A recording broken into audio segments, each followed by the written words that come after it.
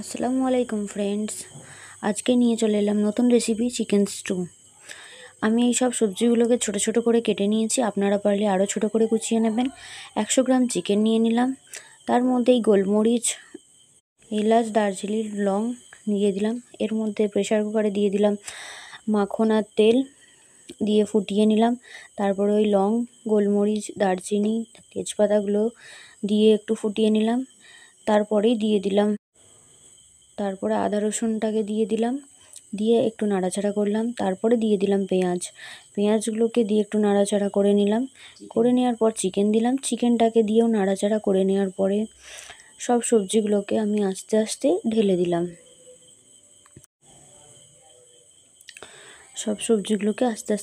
আপনারা পারলে আরও ছোট করে কেটে বা এটা আমি 5-6 জনের জন্য করেছিলাম, তাই জন্য একটু বড় বড় বা বেশি পরিমাণ করেছি।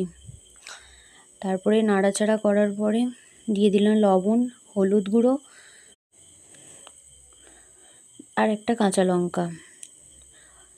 তারপরে 3টে সিটি মেরে নিলাম, আর লাস্টে নামানোর সময় গোলমরিচ আর বাটার দিয়ে বা মাখন দিয়ে সার্ভ করে নিলাম। কেমন লাগলো বন্ধুরা, অবশ্যই কমেন্ট করবেন।